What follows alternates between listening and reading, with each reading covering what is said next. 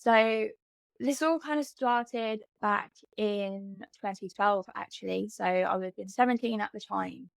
And my first kind of symptoms were my limbs were spasming. So it started off with one of my arms. And the first time it ever happened that I can remember anyway, or that was significant, was eating dinner with my family.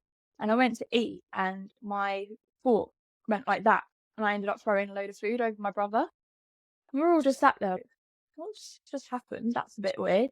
My parents thought I was just messing about, as you would, and we all laughed it off. And then it progressively started getting worse. So it then went over to my other arm, and then it started going down to my leg. And 17 at the time, when you're 17, you don't think that anything's going to be wrong with you. You just think, oh, bit weird, but just carry on with life. And then on my 18th birthday, which was February 2013, and my whole just went completely numb. And we were like, that's weird, but maybe I slept on it funny.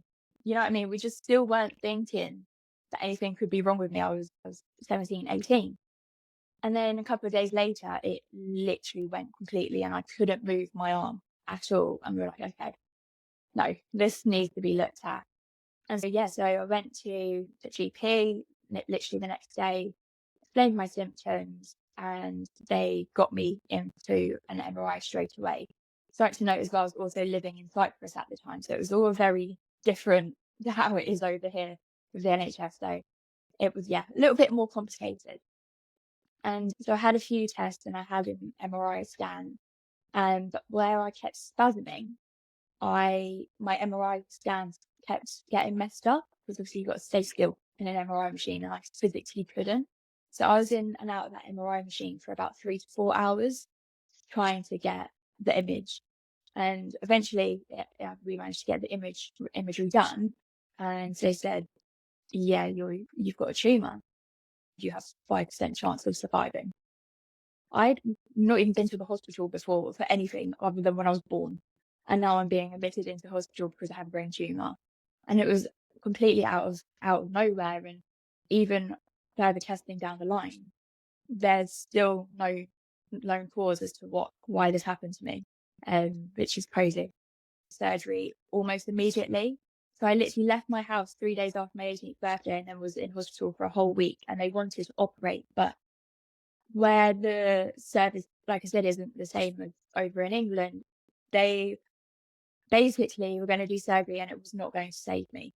So I actually got flown back to England and that's when the surgery all happened. I was diagnosed on the 26th of February and then my surgery was on the 13th of March over in England. So it was quite a short time span. And in that time span, I was so unwell. I had lost the ability to walk by this point. My dad was carrying me. I was losing so much weight rapidly. My head was pounding constantly. My basically was shutting down. It's a weird time of life. I'd just become an adult. It was only 3 days after becoming an adult. I didn't know what that meant. I was basically still a child, really. And where I was deteriorating, I was having to be carried by my dad. It was crazy. So I had my surgery, and before I had the surgery, we had more scans back in England, and they said, we really don't know what's going to happen here. But they were saying this to my parents because if I was being kept in the dark a little bit because it was so bad, and no one wanted to scare me. My consultant was telling me up front because they have to, but the behind the scenes stuff, my parents were keeping away from me just because I was still so young. And yeah, my parents basically said, got told if the tumour doesn't kill her, the surgery will. And so be prepared for that. Obviously I only found this all out afterwards, but I had the surgery and even the surgeon was so confused because it went so easily and so quickly to the point that I came back out of my surgery and my parents were like, oh, they must have not done it because it's been so quick. And they were like, no, we don't know what happened, but it was incredibly easy and she's fine. She's okay. And yeah, my parents always find it really funny because I don't remember this. So obviously, I was just coming out of surgery. But considering I couldn't move before the surgery, I came out and I was waving at them as I got wheeled into ICU.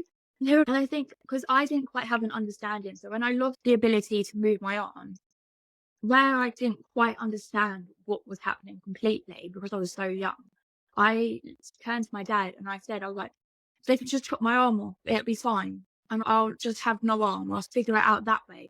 I didn't understand it was all like linked together, which was that's not how it works. But yeah, my recovery from that first tumour, it was really easy. And no one quite understood how it happened. One minute I was literally on death's door, and then the next I was fine. So I wasn't really telling people. Only my best friend knew. Obviously my family knew. Only one of my friends knew. I just got on with it. People were like, oh, you're so brave. You're so brave. But to myself at the time, I was like, well, I didn't do anything. I just lied there. The surgeon did it all. It wasn't me. But it was only like once I, obviously like nowadays, and once I was past that trauma, I realised I was like, no, that was actually intense. That was insane time of your life. But at the time when it's happening, I was like, oh, kind of getting on with it. Kind of, what else was I going to do? I was monitored over the next 10 years. And obviously, it started out with like annual ones, then it went every other year, then it went to 5 years. And every scan that came back, they were like, yeah, it's fine, nothing to worry about. We'll see you whenever.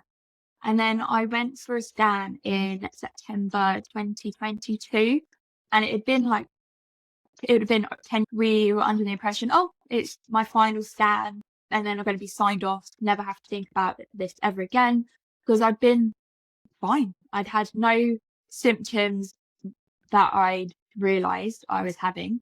Had the MRI and then went in January 2023 for the results. We went along and we were told that your tumour's grown back. And we were like, what? Like, how? But I'm fine. What's happened? Like, how is this even remotely a thing right now? Because like I said, I'd carried on my life. I'd gone to college. I'd gone to uni. I'd started a career. I'd moved in with my boyfriend. This had all just been a normal life for the past 10 years. And then they're like, no, your tumour's grown back. I'm finding it even harder because with my first tumour, it all happened so quickly that one, I didn't have a chance to even think about it. I was told you've got it, and then you're in hospital, and then it's being removed, and then you're getting on with your life kind of thing. It was so quick because it was so bad, which would be understandable. And then obviously be told in shock that it's back again. And I got told, oh, okay, your tumour's grown back. We'll see you in 2 years. I was like, in 2 years? I'm like, how? What? Because my last tumour, I got told I had a 5% chance of surviving it. And it's apparently the same tumour. So it was so confusing and so quite traumatic and distressing. And I think, like I said, I've built a life for myself now. And in a way, I've had so much more to lose than when I did when I was 18, which sounds horrible, but it is true. And yeah, it's the everyday of, okay, well, I don't actually know what's happening in there. Is it growing? I know it's growing just from my last MRI, but how much is it growing? How much has it grown since my last MRI?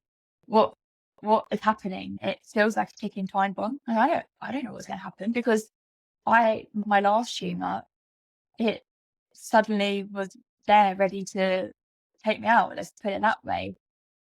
And I don't know how long I had the tumour. No one knows how long I had my first tumour for before it got to that point. The waiting with this one is, yeah, it's really tough. I'm now going into my 30s next year. I'm at an age now where I'm seeing people that I went to school with, they're getting married, they're having kids, they're buying houses and whatnot.